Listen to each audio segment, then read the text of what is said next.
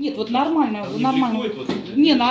Future of Work is just about the most important initiative at the International Labour Organization, because it's the way we try to rethink how labour markets behave, how individuals behave in the labour market, and how the different agents interact in order to come up with solutions that are going to determine the new way in which production is organized. And by this we refer to the way in which technology is changing our life, the way in which individuals interact with each other in terms of contractual conditions, which are no longer the standard ways of thinking about work contracts.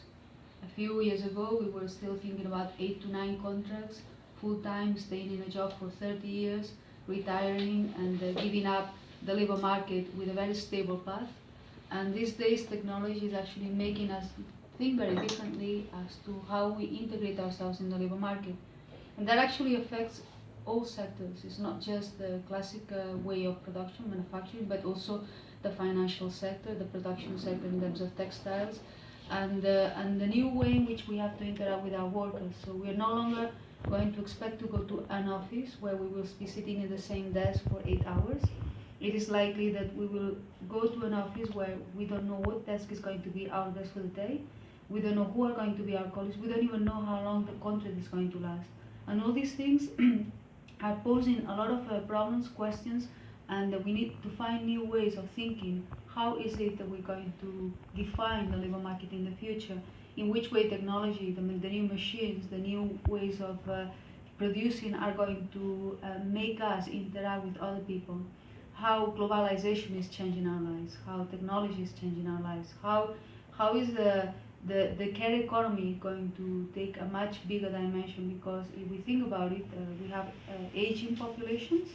So one of the biggest sectors which is going to play a big role is the care economy. And the care economy is very much oriented towards female nowadays, but in the future it's going to be male and female, it's going to be a lot of technology, it's going to be a lot of robotics, and how these new ways of producing are going to change our way of thinking about the future of work is certainly going to be the biggest challenge.